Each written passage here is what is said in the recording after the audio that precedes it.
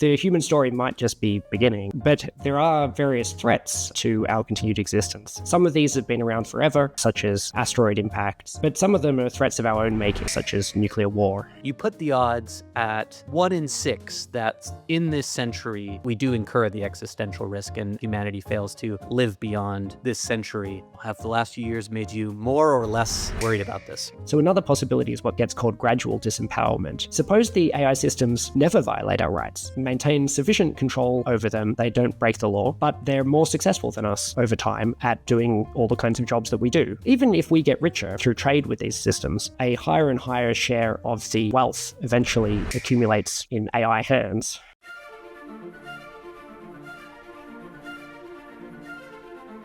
Hey, I'm Mario, and this is the Generalist Podcast. As the saying goes, the future is already here. It's just not evenly distributed. Each episode, we sit down with the visionaries, builders, and thinkers who are already living in that future to help you see it earlier, understand it better, and capitalize on it. Today, I'm speaking with Toby Ord, a senior researcher at Oxford University, one of the world's leading experts on existential risk, and author of the excellent book, The Precipice. It's a thoughtful analysis of the greatest dangers to humanity's survival, from rogue asteroids to pandemics, to unaligned artificial intelligence. These may sound like fanciful sci-fi problems, but there's actually good reason to believe they're extremely pressing, with Toby estimating humanity has a 1 in 6 chance of extinction this century. In my conversation with Toby, we discuss how AI risk has evolved since LLMs emerged, why the scientists working on the Manhattan Project didn't stop developing nuclear bombs after Hitler died, and the Cold War lessons the US is ignoring in its current great power conflict with China. I walked away from our discussion with a better sense of how we should think about humanity's future, what we owe coming generations, and what steps we might take today around AI safety and pandemic preparedness. This is a new podcast, so if you like it, I hope you'll consider subscribing and leaving us a review. Now, here's my conversation with Toby Ord. Well, Toby, I'm so excited to chat with you today. I can't tell you how much I enjoyed your book, The Precipice, which I have to hand. And in looking at my sort of marginalia in preparation for this, I was struck by, one, that I could be, a much more thoughtful reader, and two, how much I enjoyed it, because all of my notes are sort of, wow, exclamation mark, and no way. So maybe with that as a little bit of a background, perhaps you could tell us what exactly existential risk is and what does it mean to study it in the way that you do? Yeah, so humanity has had, a long and illustrious past. Our species has been around for about 300,000 years, or more than 10,000 generations. And we might be able to have a future of equal or larger size. Certainly, most animals do. They typically live for about 1 million years. So the human story might just be beginning. But there are various threats to our continued existence. Some of these have been around forever, such as asteroid impacts and things like that. These natural risks from the the somewhat hostile world that we live in. But some of them are threats of our own making, such as nuclear war. And so existential risks are any risks that could threaten to permanently destroy humanity's long-run potential. So that could be something that makes humanity go extinct. Or it could be something that, say, causes a permanent collapse of civilization, where if it was unrecoverable and there was no way back, then these things would have a similar kind of role. That they would be the types of events that reduce, the value of our future to almost nothing, and which we have to make sure that we avoid falling victim to these even once, over the hundreds of thousands of years to come. Yes. When you sort of started in this field, was it the case that these risks were relatively well known, at least, if not well sort of studied? Or, does the work of an existential risk researcher involve thinking of, all of these possibilities that maybe no one has actually even properly cataloged before? Yeah, I think the risks, at least the risks that I know of, had been fairly well understood, or at least, sorry, maybe that's going too far. They were all known of. So it's not that I sat around trying to think about new things that could threaten us. It's possible to do that, and there's kind of any number of things that could pose some kind of risk, but often those risks get smaller and smaller as you go further down the list, and so it's not that needed in order to kind of keep adding on things that are only tiny compared to the things you've already got on the list. And I think that they'd been generally known about for hundreds of years through to kind of decades or something like that. But there could be risks that we're still unaware of. For example, in 1900, we were unaware of the risks of gamma ray bursts or supernova explosions, or even the risk of asteroids was only really convincingly demonstrated in 1980. It's actually surprisingly recent, and so there could be other risks, that we're ignorant of. But there is at least a helpful thing when it comes to the natural risks, which is that we know we've survived for 300,000 years so far. And we know that typical animal species, survive for about 1 million years.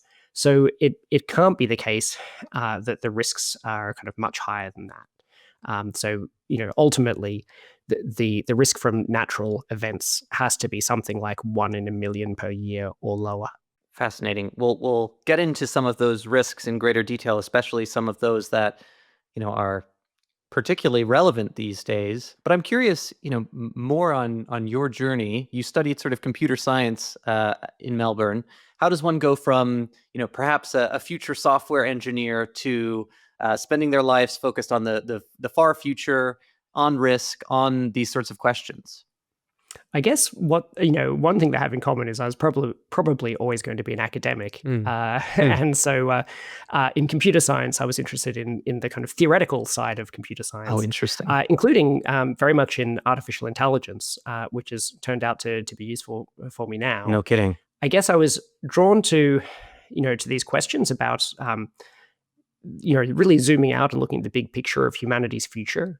So thinking about this, when reading good works of science fiction while I was growing up, one of the things I remember being struck by is if we did manage to reach a point where we dealt with all of the negatives in the human condition. So we dealt with poverty and we dealt with various other forms of pain and suffering. As we have been slowly doing over the years, right? Like, if you go back a couple of hundred years, there were no anesthetics and things. The idea that you could go through surgery without extreme pain, would have shocked people. And so if we kept going down that trajectory, what would happen next? What's the positive story about what we should be doing if we got to a point where we kind of had removed a lot of the injustices and discriminations and pain and suffering and inequality, all the bads, what next? And so I was interested in these kinds of questions about the future of humanity and trying to understand the big picture challenges that we face. I guess one of those challenges that was preventing us from reaching that point was global poverty, and so I was very interested in that.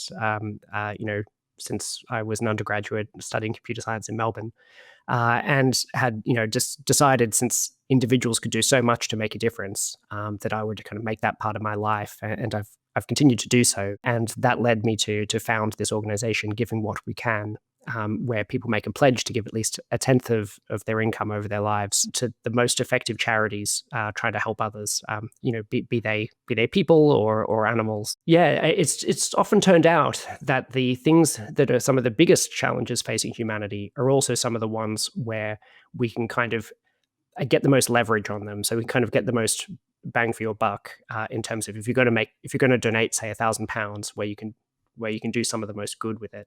That wouldn't have to be the case. You could imagine a case where there's some huge challenge we face, but it's really quite intractable, and there's not much individuals can do about it. And I think that global poverty is at least more tractable with respect to money, at least money for people in America or the UK or Australia, in the richer countries, where people are among the 5% richest people in the world. It's then not so surprising that money, the thing we have the most of, could be something that we could do to really help those who have much less of it. But in the case of, say, risks posed by artificial intelligence, it does become a harder story about what's everyone supposed to do about it. Yes, and when we're talking about sort of these more tractable problems, things on the order of sort of malaria nets, deworming initiatives, that sort of thing, where you really can, with small amounts of money, make like a very immediate impact. Is that a fair characterization? Yeah, they're the things that I was particularly drawn to. One thing I really like about them is that I think there's interesting different opinions on giving. Some people just aren't very interested in helping others, and I'm not going to convince them otherwise. But there's a lot of people who I think would be tempted to do this. They really feel the pull of it, but there's some kind of blockers or things that stop them. And one of those blockers is a feeling that, do we really know what helps? Hmm.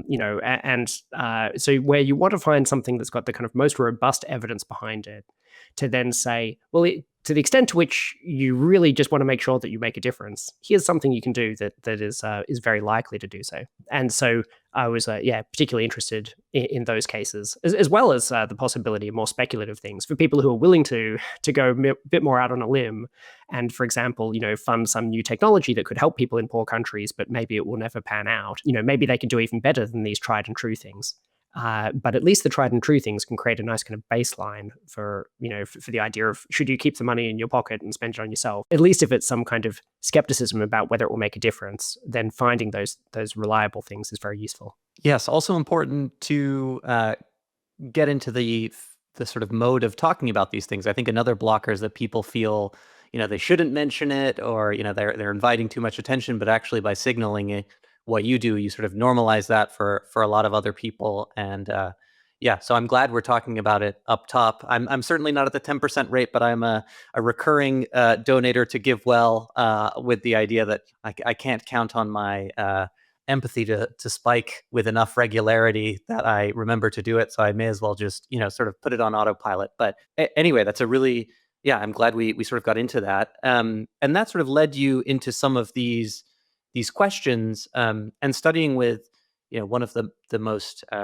prominent moral philosophers of 20th, 21st century, in Derek Parfit. Also, in a very crowded field, one of the best sets of hair of any philosopher, I must say. But I'm curious what it was that you learned from him as a mentor, and how that sort of framed your worldview. Yeah, interesting. So, I mean, one of probably the biggest effect that Derek has had on me was that I probably came to Oxford in large part on the strength of that he was here. As when I'd studied computer science and then also philosophy in Melbourne, some of the philosophy that seemed to really make the most sense to me, that was really well thought out and kind of ingenious in various ways, was the work of Derek Parfit in his book Reasons and Persons, particularly. And yeah, he did amazing foundational thinking on the nature of personal identity. So what it means to be an individual persisting across time. And as someone who was thinking about artificial intelligence, some of his thought experiments seem to, maybe humans couldn't do these things. For example, a human can't split in two. And Derek had a whole lot of fanciful science fiction style Yes. thought experiments about this. But if it's a computer program, it's a lot easier to imagine. You could just pause its execution at a certain point and then fork the process into two different processes. And it really does seem like you could have an individual, a kind of Y-shaped individual, who has a certain kind of common path and then kind of branches into two different futures. And ask a lot of questions. If a program could be a person and a program could be conscious and things like that, then you could ask, what would it anticipate, before the moment that it was split into these two different environments. And so I thought, a lot of his style actually really fit well with my computer science background.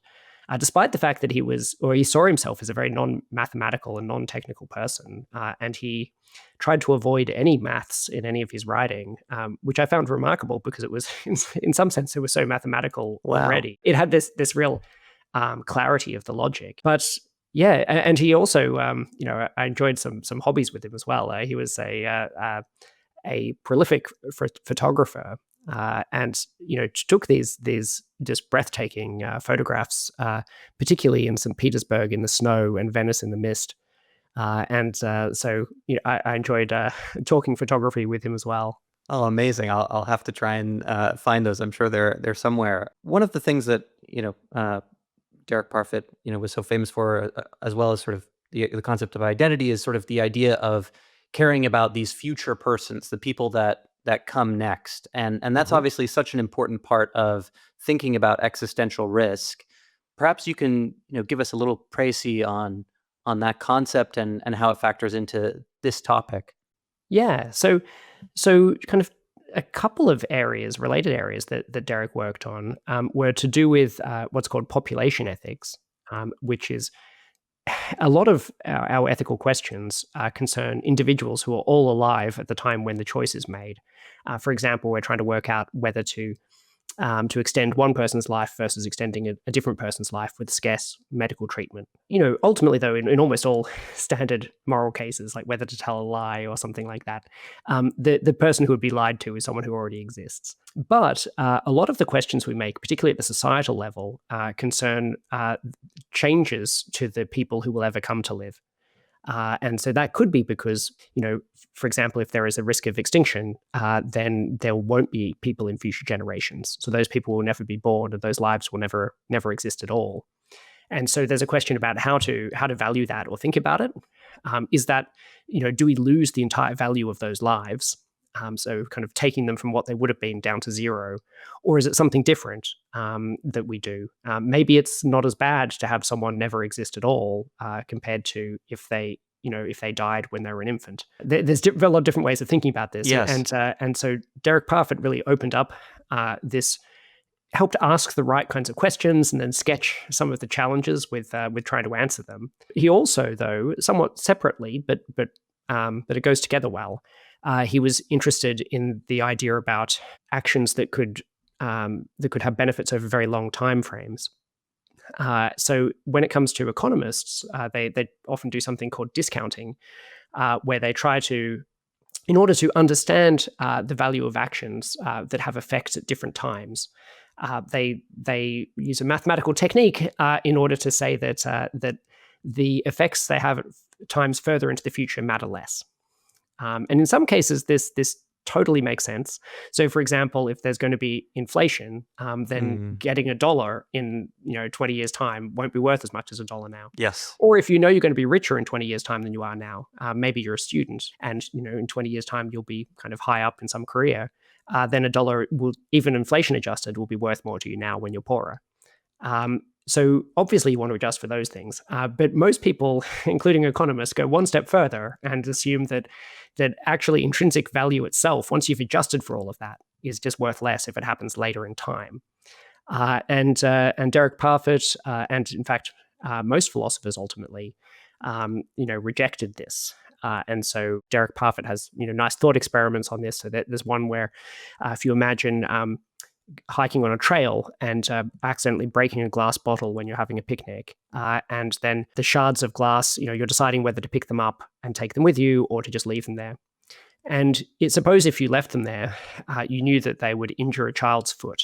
So, this young child would be kind of stabbed through their shoes and be bleeding on the trail. And, like they would survive, but they would have a very bad time of it. Then his idea was, does it matter if you knew that was going to happen? Does it matter if it was going to happen in 1 week or, Mm, or a year or yes. 100 years or 10,000 years? If there was going to be exactly one child and they were going to have the same amount of pain and suffering from this and so on. This is kind of thought experiment to suggest actually that the time of these things, if there's no way that it compounds or does something else like that, then the time seems to be irrelevant. These ideas kind of led the way to systematic thinking about intergenerational harms or intergenerational benefits. And then famously, he also wrote one of the first descriptions of existential risk as a major moral issue. So, so definitely, in terms of, I guess, getting back to your earlier question about the type of influence that he had on me, certainly what I've done Profound. since then has been very shaped by these ideas. Amazing. Yeah. I think in the book you have, I can't remember the exact phrasing of it, but the idea that, if you do apply this discounted rate to future lives, you can get into these scenarios where, you are weighting the fact of someone currently having a headache more than, a million people dying and suffering in however many hundreds of thousands of years in the future. And so, it can get really wonky, but fundamentally, you know, I think the glass example was so clear that these are questions about what we owe the future and what we owe to the people that come next, and that's really what you outline, I think, so thoughtfully in the Precipice, which came out a few years ago, but it strikes me that it was incredibly prescient immediately, which is not something that usually happens, and remains that way. And I'm saying that because it came out before COVID, and you talk a huge amount about pandemic risk, and you also talk a lot about AI alignment, which has obviously become more and more critical. But one of the sort of headlines, so to speak, is that you put the odds at 1 in 6 that in this century we do incur the existential risk, and humanity fails to live beyond this century. What do you put our odds at now? Have the last few years made you more or less worried about this? Yeah, I'm not actually sure. I think that there are, if you look risk by risk, so some of them, say nuclear war. I think the risk has gone up. Ultimately, when I wrote it, it was before the invasion of Ukraine, and subsequent to the book coming out, the UK has been actively threatened with nuclear war. By Russia, and there are also a whole lot of questions about the possibility of getting into either a conventional or nuclear war directly between Western powers, as part of NATO and with Russia. So that one had seemed forgotten and distant when I wrote the book, and I'm afraid it's just gotten worse. In addition to that, there's only one treaty that's still kind of bilateral treaty protecting, well, keeping the number of warheads low between the US and Russia. And that treaty has been extended. It was extended in the previous administration, but it can't be extended again. Mm. A new treaty has to be negotiated. Oh, wow. But it looks like this is going to lapse, and the long history of nuclear warhead numbers going down and kind of slowly but surely creeping down further and further. Yeah. Where we started to become impatient. How is it taking so long to get down towards zero? I think that probably actually that number's going to go up rather than down, and then the new challenge will be trying to keep it low rather than trying to get it lower. Reproliferation, yeah. Yeah, but when it comes to pandemics or when it comes to AI, I think that there's been a number of changes that have made it more risky, and a number of changes that have made it less risky. And I think that they're quite hard actually to tease out the overall effect. Well, that's really interesting. I would have for sure anticipated that you would feel more worried at this point. So I'm excited to dive into these a little bit. Before we jump to AI risk, this is such a silly question on one dimension, but on another, it's one that I think of myself. Why does it necessarily matter if humans go extinct? Obviously, that would matter a great deal to me and to my children and maybe my future grandchildren. But should we really see ourselves as quite so important, especially when we can imagine that given the magnitude of the universe, there is probably, it seems more likely than not that there's other life out there. What makes us so unique? Yeah, interesting question. So it may not be important that we're unique. Uh, suppose you have a child, and they live their life, and they do a whole lot of activities that are kind of standard and kind of celebrated cultural activities in your milieu, dance and song, and spending good time with friends and things like that. But maybe they don't do anything that's unique, that's kind of pushing outside the envelope of what's been done before or something. Or suppose there's someone who has a life like that, and someone else who's doing more unique things, and you ask, which life should we save if we could only save one of them? It's not clear that we should save the more unique one or something. It seems like there's value in a life well lived, whether or not it's unique. But the ultimate answer to this question is unknown at the moment. But there are some different kind of leads we have on it. Different intuitions people have, and I think that there's something to them. So one way to see it is there would obviously be what's bad in the present. If there was some extinction event, say, so all of the lives, the 8 billion lives that would be lost in that event, and I think we could all see that would be terrible. We know that it's terrible, when someone that we know is to die, and presumably it will be about 8 billion times more terrible if that happened to everyone, which is really very bad.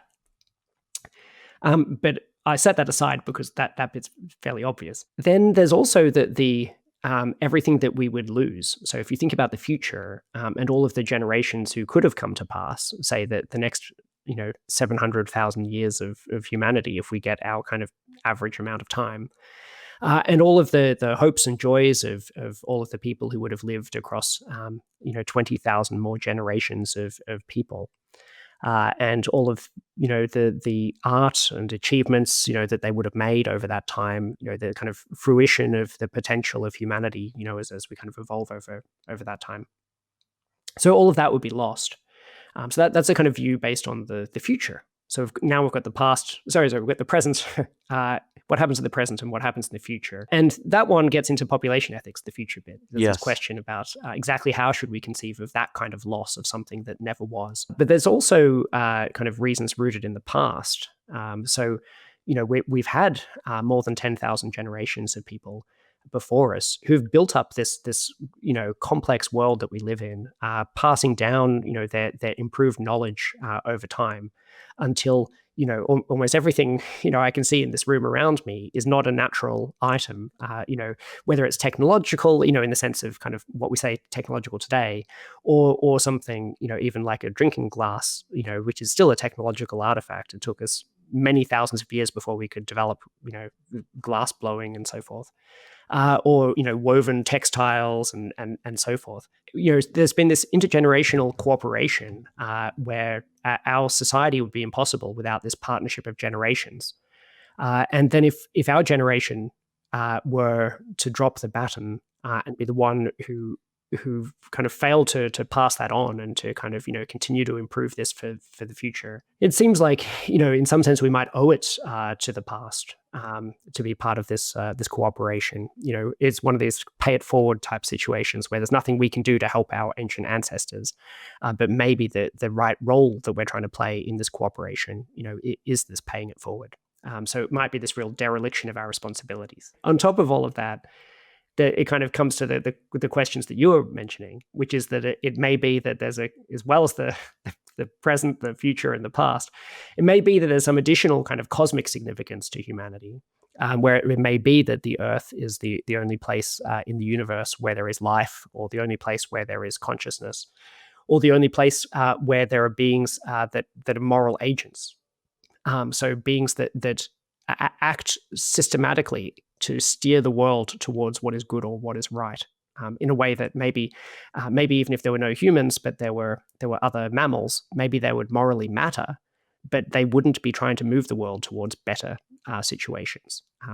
If they turned out to be destroying the ecosystem, such as through some kind of byproducts of their living, they wouldn't be able to kind of realize that was a bad thing and to act so to correct that kind of side effect. And so maybe we're the only kinds of beings who can do things like that. So that's focusing on what makes us cosmically unique. And maybe we're the only place, as Carl Sagan said, where the parts of the universe can come to know the laws of the universe itself. But I think that even if we're not unique in that sense, there's still a whole lot of importance which come from these other senses. There's still all of the deaths that would happen during the event. There's still all of the future lives and the meaning in those lives that would be lost. And there's still all of this failure to live up to the kind of hopes and dreams and expectations of our ancestors who gave us, this rich life that we have today. Well, thank you for humoring my unlettered nihilism. But I that was certainly a part of the book that got a wow exclamation mark, with some of that Carl Sagan piece. And then, I think you give such a beautiful personal example around this generational compact of when you had your daughter and you realize what it is that your parents gave you, and ask how, I'm never going to be able to repay this of you. And, they sort of tell you, that's just how this goes. You can only pay it forward. It's not possible to, pay it back. Yeah, I mean that was a crazy experience. This realization, I really felt this kind of weight of not quite responsibility, but I guess gratitude, but overwhelming gratitude, and also realizing how little I did to tidy my room or help with the housework, and how I felt that it was some kind of affront to even pay back like 1% of what they did for me, not realizing that it was only this tiny fraction. If I'd realized the full magnitude of the thing earlier, I think I would have been a bit better as a child. So I appreciated their answer. It was certainly a very helpful answer as far as I was concerned. I mean, another kind of answer would be to say, well, Do we're your getting best. old, Yeah, and yeah. you could visit us every day and move back to Australia, and Yes, very true. which I don't know if they'd asked for that, I would have certainly had to have to think about it, because it, yeah, no, it's I really take seriously this magnitude, and I also take seriously this magnitude of what we, this kind of gratitude, yeah, to all of these other generations. That if you just look at kind of any little thing around you, like I'm looking at the computer keyboard, and as well as the materials it's made of like, like aluminium, that is extremely difficult to work out how to refine that. You need high energy and so on, but also the keys, as well as being made of plastic, which has its own kind of complications. But the letter forms, that they're Yeah. who and the development of the language and the electronics inside it, and the rubber of the cable, that and just how this has been kind of come together from all different kinds of plants and minerals across the world, and different processes, even looking at simple things like things made of brick or wood, and the improvements in carpentry and so on to get a surface as smooth as this, and the developments of sandpapering and all planing. And it is bewildering that you could just look at kind of any item, and even just a very simple thing, and realize that in a lifetime of work, you kind of wouldn't be able to create this thing from the ground up. There's just this, in terms of standing on the shoulders of giants. I think it's a very useful kind of humility lesson to look around you and really appreciate it. Yeah, that's a good exercise. It's almost a gratitude exercise, to put it glibly, but profound. With all of that said, perhaps we should talk a little bit about AI. And I was, yeah, interested that you said it's not clear if that risk of an unaligned AI is higher or lower. What are some of the sort of different factors that muddy that up a little bit? Yeah. So back in 2019, when I was putting the finishing touches on the manuscript, the cutting edge AI systems were reinforcement learning game playing systems. So think of things like AlphaGo by DeepMind, or the StarCraft and Dota playing action game type systems. So these are systems that, through this process of reinforcing them, giving them kind of rewards if they do something right, and kind of punishments if they fail, and letting them kind of explore the space of actions in a game, you can often move very quickly through the human level, from kind of very weak play, quite rapidly through the human level. And then, I think in the case of the chess playing system with AlphaZero, that it, within a day or something, it moved from complete, worse than a human amateur, just random moves through the human level into superhuman play. I don't know if it was minutes during the human zone or something like that. Wow. And so that can be a very rapid ascent. Okay, and then also these systems are very inhuman. That they don't understand language. It's extremely unclear how you would explain anything to do with morality or what people value. So if you had some industrial system, suppose you use these techniques to train something to run a company, or to produce a factory that produced a lot of widgets, Yes. and trying to maximize the number of widgets it could produce or something, it might just do all kinds of damage, in the course of doing these actions. Because it kind of wouldn't understand that the world around it was important in some intrinsic way. But now we've got these systems that are very different to that.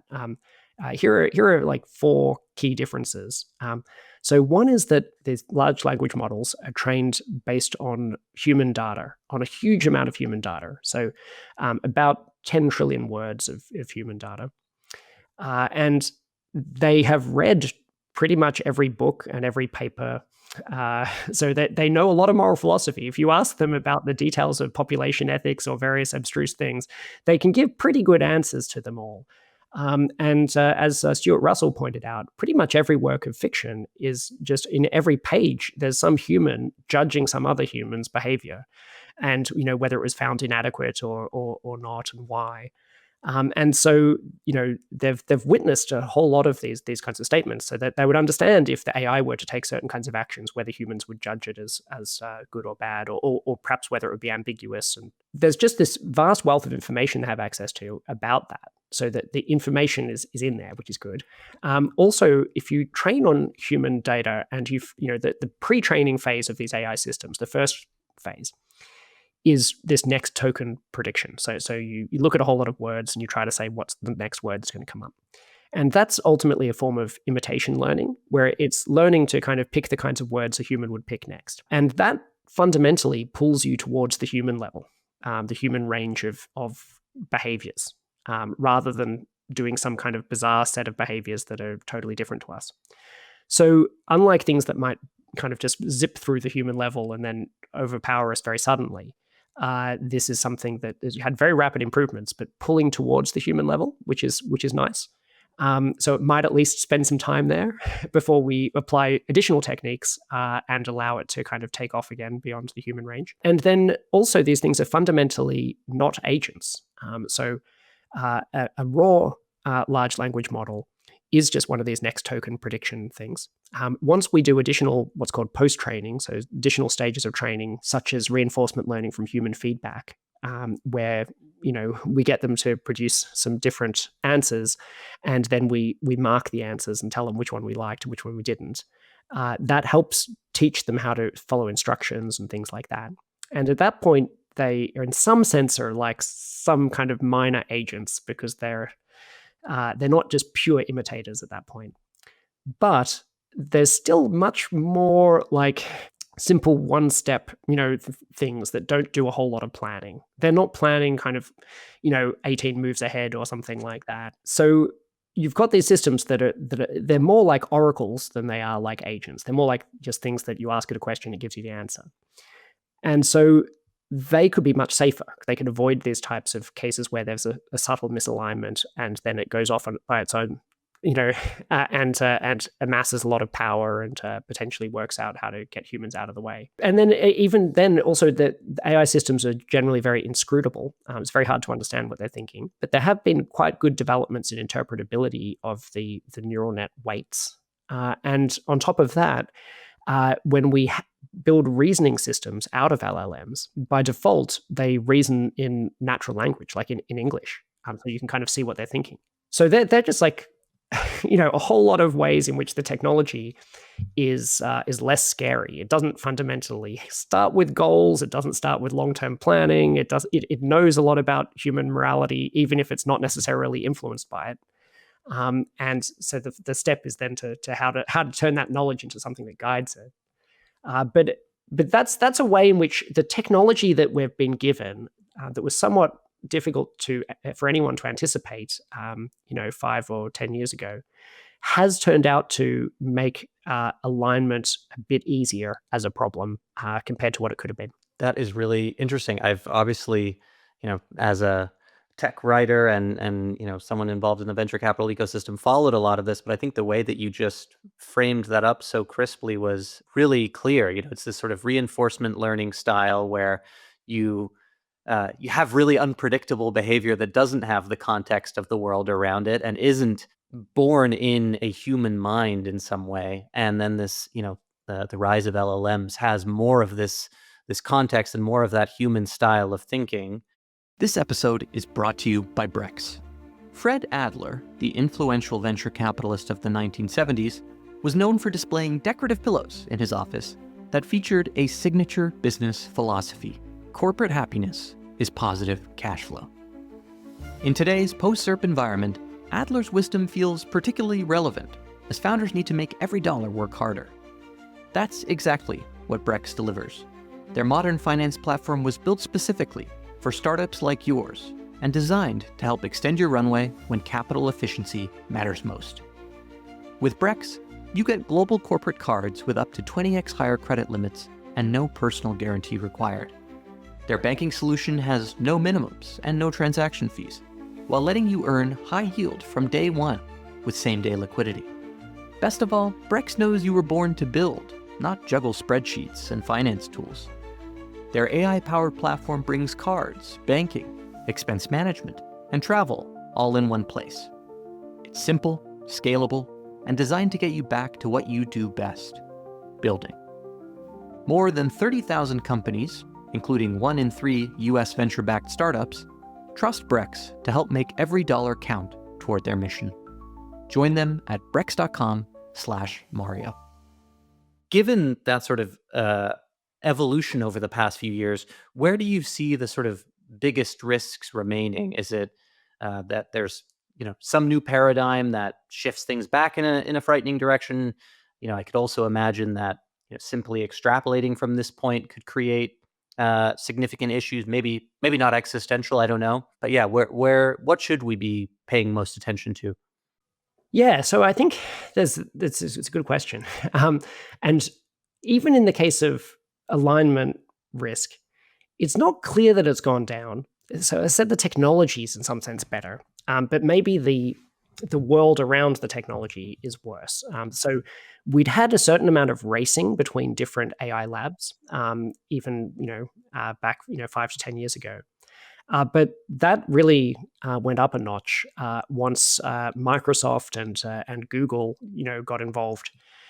And now we're in a situation where it's not just racing between small labs of specialists, but rather between trillion-dollar companies, the largest companies in the world. And nation states. And nation states as well, yeah. So this geopolitical race between the US and China is also very worrying. And so the pressures from these races, and also the general commercial pressure that comes from I guess the capitalist system applied to this race, are very fierce. And so it's ultimately, if you look at, say, DeepMind and OpenAI, they were both created, I think, by idealists, or at least by people in their more idealistic moments. And there was a bit more of a chance that there'd be room for that idealism rather than these additional kind of pressures on them to race. So that's that's an example of where that one's has also gotten worse in some way, even though it's got better in other ways. Yes. But then, back when I was writing the book, I really felt that there were a number of different kinds of risk from AI, but the chief one was this risk of AI takeover, or alignment risk. So you could think of that as one AI system or a small number of AI systems that are fairly similar to each other, maybe different copies of the same model. Realizing that to achieve their somewhat inhuman and misaligned goal, that they needed to wrest power away from humans who would stop them if they saw them attempting to achieve this goal. And that they would try to accumulate power and eventually overpower us and take control of our future from us in a fairly abrupt way that would involve violating our rights. Okay, but another possibility that's arisen. I was aware of these possibilities already, but they seem smaller. And now I feel that these are all roughly equal in size or threat. So another possibility is what gets called gradual disempowerment.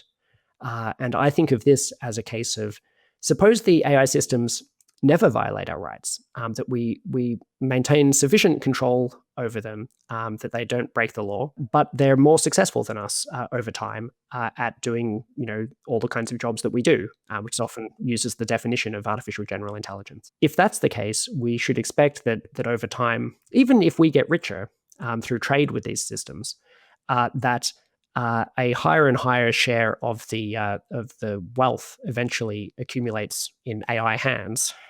So ultimately, they're more effective at doing what we do, and they outcompete us, and their wealth grows faster than ours. And then, at some point in time, they have half the wealth, and then, a generation later, they have 99% of the wealth. And with wealth, goes power. They could use that wealth to influence political elections, even if they can't themselves run for election. And we just might expect, just as if you're a minority in a country, where some other, subset of people even if your wealth is increasing, if others are increasing much faster and the share of control of resources is all flowing into their hands, you might expect it to be a bad outcome for you, Yes. and a bad and permanent outcome, perhaps. So that's a gradual disempowerment story. And then there's also other ones, such as what's sometimes called AI coups or AI dictatorship, where an individual, it could be the head of a country, or it could be, say, the head of an AI lab, or it could even be someone, say, who's not the head of the country, say someone else in the White House or in the AI lab who tries to seize control of the AI system and have it kind of secretly uses it to try to plot, to take over. Ultimately, if these AI systems are eventually do become capable enough that they could seize control of the future by themselves, for themselves, then they'd also be capable enough that if they were what's called intent aligned, so that they could do what humans actually want them to do if asked, then that a human could ask them to take over on their behalf. That's another kind of concern. And normally there would be safeguards against an AI system doing these things, but maybe the human, if they run the AI lab or they work there, maybe they're in a position to remove those safeguards. Or if they're the leader of a country, they could command that they be removed. So that's another kind of concern. And then a fourth kind of concern is the building of various forms of weapons of mass destruction using AI-assisted help. So in particular, the concern there is that AI systems could kind of democratize newer and kind of more powerful destructive abilities. So to kind of empower, many individuals, perhaps people just with an undergraduate biology degree, to create some, world-destroying virus or something like that. It doesn't have to be biology; it could be in other disciplines if new capabilities appear. So I think that those four different areas are all concerning to me. And I'm also troubled by the fact that I don't know which is the most concerning. And I'm troubled by the fact that a lot of the things you could do to help with one of them make the others worse. So some of them, for example, the issue is concentration of power. And other ones, the weapons of mass destruction, the Yes. issue is the dispersal of this power. So open weights, for example, helps with one of these issues and hurts others. And so I feel really at sea for a lot of these levers that people argue about. I really don't know which way to pull the lever, whether it's actually helping or not for the overall situation. That's reassuring in the very small sense to me, and disconcerting on the broader scale, because you clearly think about this at a much deeper level and much more than I do. But I do find myself really struggling with figuring out what levers can we actually pull here that unilaterally help. And on one dimension, the race dynamic is something I keep struggling with figuring out how we get around that, because if we sort of assume that the major actors of these AI labs are morally normal, which we could, probably debate that, and there's probably actually significant variance, I would suggest. But just the sheer incentive structure and mindset that you get into when you are in these race dynamics, like, really feels like it leads to a lack of circumspection, lack of sort of caution. Are there good examples historically of taking moral action in a race dynamic? Like, there was some perhaps from the nuclear race, but that was quite incomplete, as you share in the book. Yeah, I mean, I would say they're mainly bad lessons, as Yeah. in lessons about bad behavior rather Mm. than good behavior. I mean, one example there was the Manhattan Project that I think is particularly salient is that the uh, if you ask, why were all of these people, like these academics who studied physics, working on building a super weapon that would be the Mhm. most horrible weapon humans have ever built, Yes. and the answer for most of them was that they were concerned about Hitler's Germany Yeah. having unrivaled access to those weapons and holding the world to nuclear blackmail. So they worked as quickly as they could to develop such weapons. But when Hitler died, when he killed himself, and then shortly after the war in Europe was over and Germany surrendered, they didn't stop. Only one of the atomic scientists actually stopped at that point. And you'd think that if there was one reason that was so powerful that Yes. it led you to make the worst thing that humans have ever made, and you hadn't yet finished making that thing, and then that reason disappears. You might hope Great that you would be excuse, time yeah. for a reevaluation. And there were some reasons why, why America used the nuclear weapons against the Japanese. But they were certainly much weaker than those other reasons. And I don't think that the atomic scientists would have signed onto the project, with the idea of shortening the war in the Pacific being the objective. So at least not many of them. So there were, one of the things we learned there was a group of people doing something that had serious problems, for reasons that they'd convinced themselves were important, but then just no longer being sensitive to those reasons disappearing. And there's a whole lot of cases like this. I mean, another example of a smart person talking themselves into a bad argument. I can't remember who it was, but the chemical weapons for the Germans in World War One. He had this, he has these written documents saying that he thought it could shorten the war, and that even though it could kill a lot of people, the bullets were also killing a lot of people, and that if the war was shortened, then ultimately fewer people would be harmed by it, both soldiers and also the civilian populations. And so, he thought that ultimately, while the weapon itself would be brutal, that this would fundamentally be a good thing. And what, the big thing, well, a big thing he didn't realize, even on his own logic, was that Germany lost the war. And if you were helping the side that lost the war, that means that your technology was lengthening the war, not shortening it. And so the idea that he was smart enough to develop, all of these chemical techniques and things, and to run this argument, but not smart enough to realize the argument only works if your side wins the war, and that there was like a 50-50 chance that his side would lose the war, in which case it doesn't work. Yes. I think there's a lot of these things where we see smart people, in that case, maybe not someone who is particularly idealistic, but it shows that it's quite easy to talk yourself into various things. And I think that there's a lot of that going on at the moment, particularly when it comes to racing. Yeah, there's you talk about this the unilateralist's curse in the book, which is sort of the idea that all of us may judge these different actions that we could potentially take to, let's say there are 20 people who might release the next AI model. Whoever is essentially most optimistic and sort of has the most Panglossian view of what might happen, they're the ones who release it. And then, if it actually causes damage, everyone sort of reaps the damage of that, or incurs the damage of that. And it feels like there is some of that happening Exactly. in this case. So just like how in an auction, it goes to the highest bidder. And so if there are many different bidders and they all have somewhat noisy and inaccurate estimations of the value of some object, the person with the rosiest impression of the value of the object, will be the one who wins the auction. So this is called the winner's curse, that sometimes you can systematically end up, the very fact that you won probably means you overpaid. That there's a very similar issue here where, if a whole lot of people could all unilaterally make some action happen, maybe it released the genome of smallpox or something like Yes. that. And a lot of different people are trying to think about the benefits and the drawbacks. And there are serious benefits of doing that kind of research. The same with, say, gain of function research, where you try to make a virus more transmissible or more deadly in order to understand what mutations are needed so that you can be on the lookout for those mutations occurring naturally. There is an argument, a rationale there, but it's not obvious if that rationale wins out versus the harms of doing that. But if you just allow anyone to do it, then it will always be the people who end up with the most inaccurately positive estimation of this action, who will be the ones who will make it happen.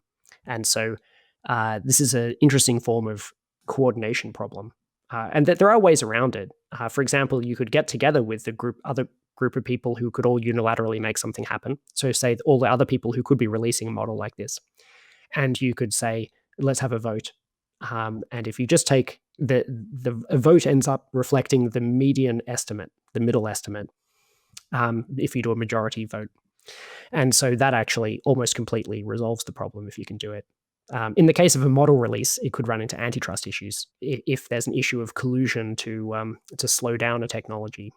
So unfortunately, I think antitrust law could well be quite bad for us when it comes to these situations. There are appropriate mechanisms whereby companies can get together if they create a third body, a standards body, which is open to new members and not just a kind of fixed list of members. Then you get that body to recommend a course of action, and then you follow that action or something. There is an official way to do it. I worry that the extra effort and steps involved in doing that slows everything down, is in it slows these remedial actions down, while the other actions are being sped up by the pace of kind of investment and need to make a profit and so on. Given that you're sort of using the example of antitrust, do you think if we were able to resolve some of this race dynamic within the U.S., would that be sufficient? Because we are, the sort of thinking there would be that the most advanced models and most advanced capabilities are U.S. centric right now, and so by sort of removing this dynamic, we're reducing the existential risk from unaligned AI, or is the fact that China is clearly taking this very seriously, even if they do seem to lag in some considerable places and have been cut out of the semiconductor supply chain in really meaningful ways. Does that sort of fundamentally, just by controlling the U.S., invite a different race dynamic where we're sort of actually hamstringing Western powers and leaving the possibility of unaligned AI in a much less democratic environment? Yeah, I mean, this is another thing that's related to the unilateralist curse. That if there's some issue that seems at some level problematic, let's say taking some new step with a technology is at least at some level troubling, then if all of the people who are concerned about such things all stand aside and say they're not going to do it, then the person who's kind of has the fewest ethical qualms will be the person to kind of step across the threshold and maybe we'll get the first version of something will be a more dangerous version of it. So that is a general concern. I think that it's also one of those, it's exactly the kind of thing that people in the position of the atomic scientists could use to rationalize racing. Totally. And so while it is not a bad idea, it's also it convinces different people different amounts, and then you kind of worry that the type of people who will, who are erroneously convinced by it will be the people who take the actions. I think it's a real challenge. So as you say, there's kind of racing, roughly speaking, at two levels at the moment. There's this kind of company racing between different companies, most of whom are at least headquartered in the US. And then there's a kind of racing between the US and China. So the US is clearly the one that triggered the race between the US and China. And partly it triggered it because on the rationale that eventually the race was going to happen and we want to win it if it does happen. Yep. And so if we start the race, we've got more chance we'll be winning the race. And there's a logic to that. But it still is a case of, if you think races are bad and the racing behavior is kind of like defecting in a prisoner's dilemma, and you think that unfortunately the structure of the world is such that probably both parties are going to defect, so therefore we should defect first. Maybe that's the right thing to do, but it's still kind of still jerk behavior at some level. And so I think, one has to admit that. And if ultimately we succumb to some existential risk with AI, if you kind of imagine, the different powers that be or all the different people involved kind of being called up to the pearly gates, meeting St. Peter and trying to explain their behaviors, it's a little kind of thought experiment. You'd have to get into some game theory. It wouldn't sound great, I think, if you said fundamentally we knew it was really risky, but we thought people would do it, humans would do it, even though they shouldn't. And we thought there could be a race, so we started the race. And did you attempt to have a treaty to not race? No, we didn't attempt that. We thought it wouldn't work. So we started the race and then we raced and we got there first and we built the thing and the thing killed us all. Mm-hmm. I just think it'd be pretty difficult to really, if you add a kind of imagined Your Honor at the end of these statements, they don't sound great to me. And I think that that as it happens, given that China is behind in this technology, I think that they have additional reasons to not want to race. So if the US were to think, as I think they should, that we would rather there be no race, and China would prefer that even more because the race that there would be is a race they'd likely lose as well. Then I think China could be in quite a position to be happy with some kind of verification conditions or things around kind of avoiding a race. So I feel that there's been very little thought going into not racing. And I think that if you pretty much just had those two countries agree, they could potentially police their own spheres of influence to say, okay, no one here is building things towards superintelligence, and no one over there is doing it, and then have verification on each other's AI industries. Such that For no one example, cheats it, essentially. by saying, okay, well, we'll send 30 of our people over to be part of your AI companies, and you can send 30 of yours to be part of ours or something, to make sure that we're not doing it. I think that there are ways to do this. In the Cold War, I think there's a lot of lessons from the Cold War. Ultimately, there was a situation where the US and the USSR were very much adversaries of each other, if anyone is. And yet they actually treated each other as adversaries in what I think is a somewhat grown-up way that we're not doing these days. I think that the US is treating China as an enemy, not an adversary. And they just kind of want to get China. Whereas with the USSR, I think there really was a realization that there were a bunch of things that were in their common interest. Not everything, but there were some things. So, for example, the Non-Proliferation Treaty was in their common interest. If the US has nuclear missiles and the USSR does as well, they don't really want all the other countries to have nuclear missiles. It's in their common interest that this would be an elite kind of exclusive club. And it was also, I think, in most of the world's interest. And so they helped to broker and police this non-proliferation treaty. And similarly, their arms reduction treaties that they had, because they both would have rathered that they had a tenth as many missiles as they actually had. And they managed to do that. And there were very smart people working out very novel verification techniques. That there were these ideas of, once spy planes became possible, of allowing the Russians to fly spy planes over the US airfields while they sawed their bombers in half, and they pulled the halves apart from each other with tractors. Wow. And those bombers are still there on the airfields, sawn in half, as a costly demonstration of destroying their military capacity. Wow. Even without inviting inspectors over, they worked out ways to credibly show that they were reducing their arms. And so it's there were really people thinking outside the box, is what I'm saying. And there's a lot of very smart people today thinking about these issues. A lot of them are going to work at AI companies and build these technologies. But there's also a lot of kind of complaining that we have of like, oh, verification's too hard. There's no way we could verify a kind of deal to not race. And I feel that the amount of, let's say, full-time equivalents spent on thinking about verifying a race, between China and the US on AI, maybe there's like a 3 full-time equivalent people working on that or something in the whole world. Wow. But if that. Yeah. And there's probably almost nothing has been explored. So I think that there's a lot of just giving up. Oh, that'd be way too hard, without really trying to work out, are they like really clever technological or sociological techniques.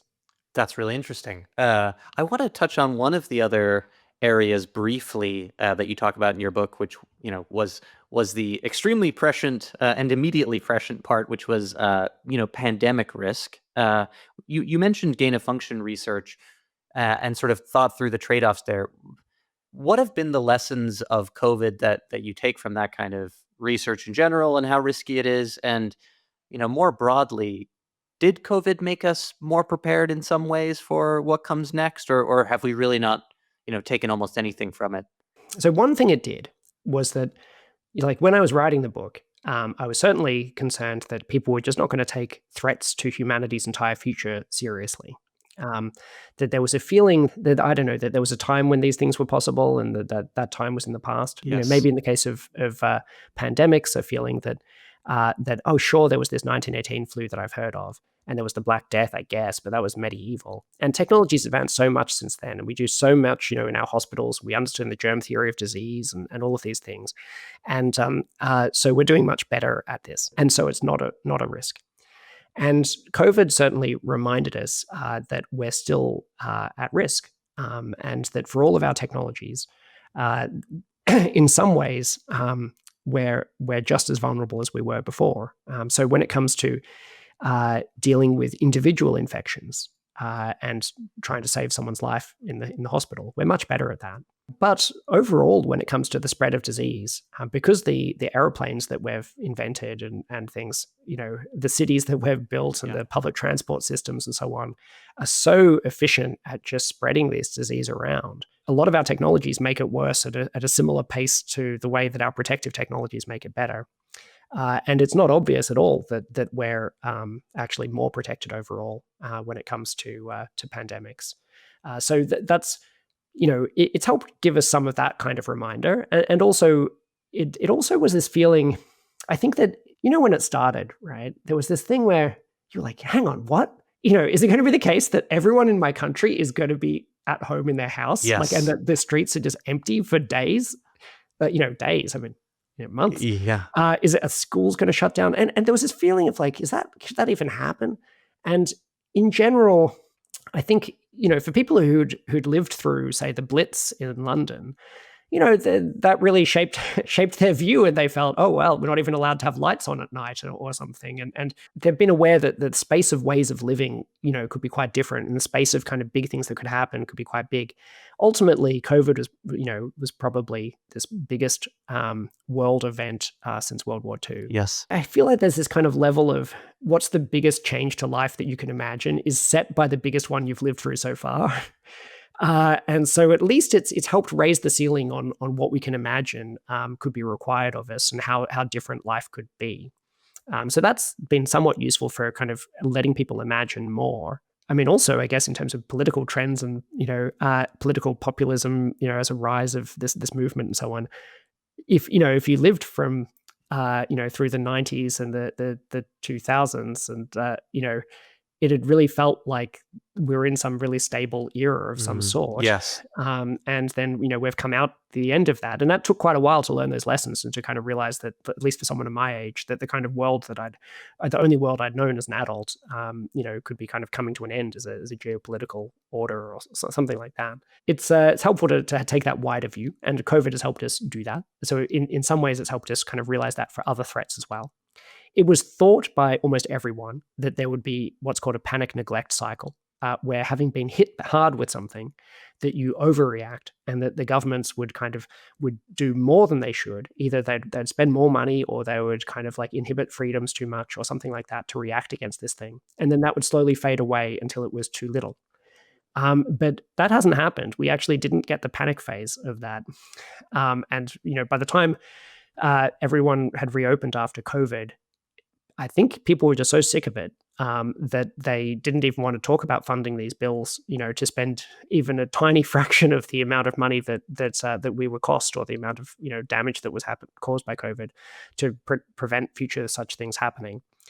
So that was a really missed opportunity, and I was surprised. I would have thought that you'd get this panic, and then the question was how to soften the panic into the appropriate level of response, but then how to maintain that appropriate level as well. And yet, no, we never even got the appropriate level. And I also feel that, that had some good features, like the mRNA vaccines getting kind of a test out, and kind of, flexing our muscles on this new technique of very fast vaccine development. Yes. Was good. And I guess I don't know overall, whether how it's really helped our preparedness. I think that, again, you can kind of tease out like 4 or so of the biggest factors kind of that have either made it better or worse, or perhaps in some cases have not made it better or worse, but revealed underlying structural weaknesses. For example, it didn't take all that long before there was a lot of acrimony between different political groups, or between different countries, about who is at fault and who should be handing over the vaccines, and various things like this. I guess we learned that we can band together for a while, but a while might be a 6-month period. But if the crisis carries on for years, that really does start to fragment. Yeah, but I think that's true. That it's your point on the way in which this totally shifted our frame of reference from this can never happen. That would be as fanciful as a zombie apocalypse, to actually we all lived through it, and also Operation Warp Speed with the development of vaccines is maybe a good example of a beneficial race dynamic, and where those things can work favorably. Yeah, I mean, it's even, I think the Operation Warp Speed was a successful government, / private, cooperation, and so forth. Yeah. You mentioned sort of the political landscape and the institutions that played their parts in COVID. One of the things that I've been thinking about in reflecting on the book and some of these questions is how compatible are democratic institutions with existential risk. There's sort of this time span of discretion where your senators are thinking on, I think they get 6 years. I actually can't remember now. 6 year cycles. Your presidents are thinking on maybe 2.5, because then they start thinking about, the next election and so on and so forth. No one is really incentivized to think about maybe even 10 years. That would actually be a really far-sighted person. How can we sort of address these existential problems with such a short-term mindset from the institutional level? Yeah, so it's a real challenge. It's not necessarily, you could say, a challenge of democracy, in the sense that if you didn't have democracy, if you had some kind of autocracy, it's not clear that makes it better at all. If the autocrat happened to care about this issue, maybe it would make it better. But if they don't happen to care about it, then they wouldn't really be able to get the signal coming from the people. I'm not sure that it's democracy itself that's to blame for it, but something's happened to the democracies that we have in Western countries, at least, to really shorten the timescales that they focus on. I'm not exactly sure what's going on there or why that happened, because it does seem like the democracies, if you go back 50 or 100 years, it does seem that they were able to achieve like larger projects and projects that operate on longer timescales than they currently can conceptualize. So maybe it's to do with the kind of complex relationship between the democratic institutions and the media, and the success of certain forms of media in kind of punishing them for not, Yes. for not preparing an answer to the question they asked on Monday or something. Mm-hmm. And so everyone's thinking in terms of the news cycle, not even the election cycle. I don't know what it is, but it does seem like the time span, the time horizon for politicians has gotten shorter. There's also, though, separately from whether it would be better to not be a democracy, there's a question of, is there a kind of failing still of the current democratic system to perhaps live up to the principles behind democracy when it comes to this issue? And I think that there may well be. So when we think about the most important decisions that policymakers are making, in our time, they may well be decisions such as what they're doing about climate and what they're doing about, say, technologies like AI. For example, deciding actively to not regulate and prevent regulation seems to be, an active decision to do something negative there. But these are decisions that, if you make them in one way versus another way, may well have implications that just echo through the generations, having kind of like, making people's lives significantly worse for many generations to come, or perhaps not even getting a chance to exist at all.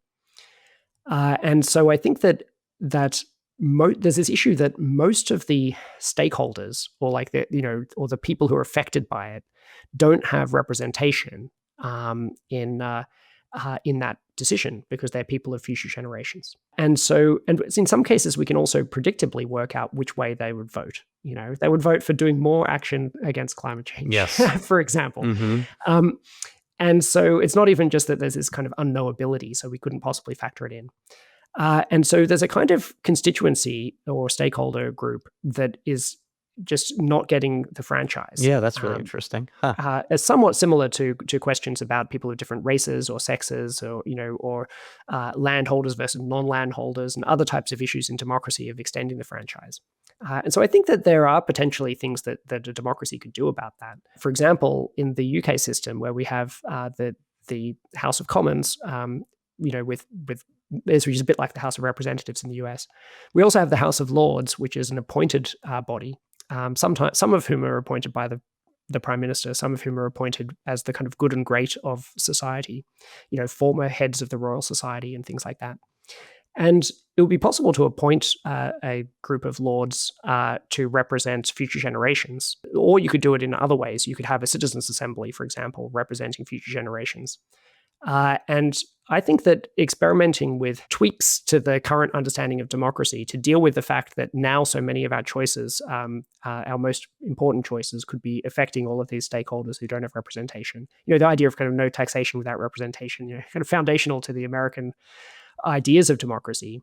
And yet, maybe we need to take it seriously in this case of future generations, and to work out, are there ways to appropriately understand their interests, and then also to force some kind of representatives to represent those interests, because obviously the people themselves who live in the future can't vote in this thing. It doesn't mean they can't be represented. That's a really fascinating idea. Yeah, having these sort of stewards of the future as part of the governance process.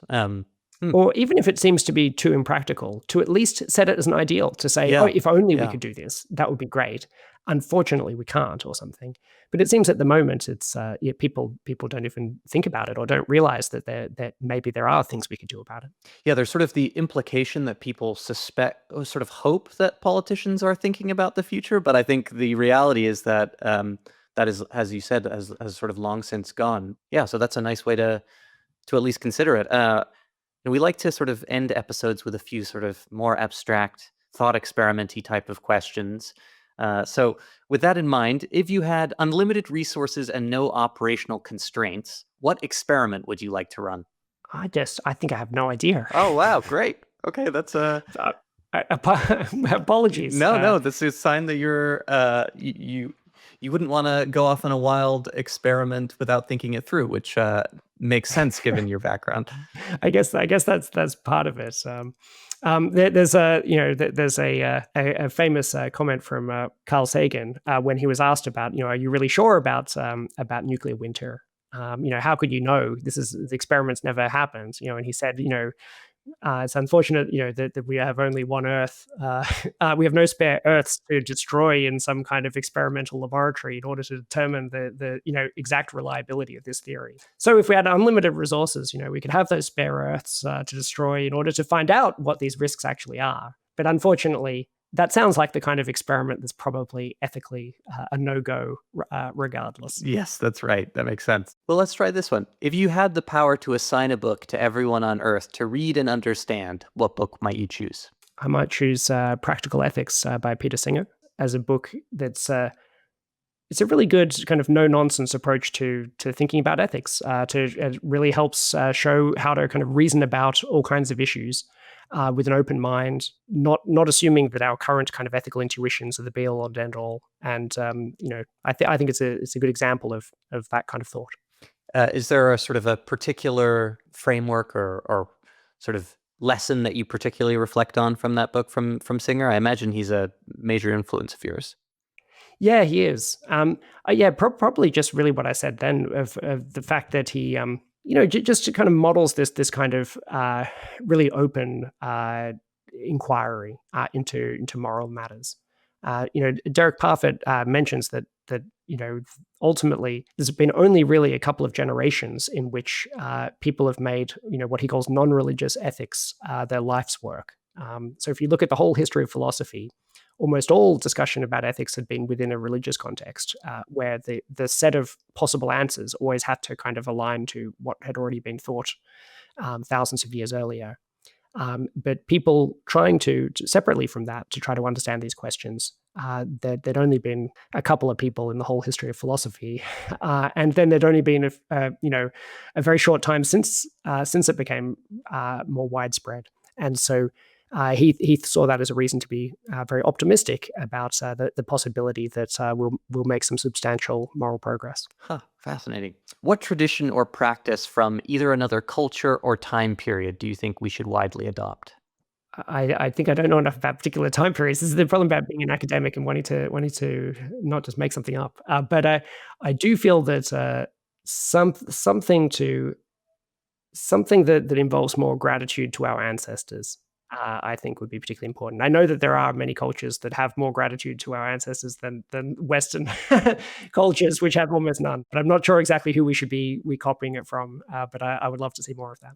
Yeah, I agree. That's a great one. Well, Toby, it's been such a pleasure, and I can't thank you enough for your work and your writing, and for your time today. Oh, thank you. It was a wonderful conversation. That's it. Thank you for listening to this episode of the Generalist Podcast. Please subscribe on Apple Podcasts, Spotify, or your preferred podcast app. Ratings and reviews help others discover these discussions, so if you enjoyed the conversation, I'd be grateful if you could take a moment to leave one. For all past episodes and more, visit us at thegeneralist.substack.com. See you next time as we continue to explore the future.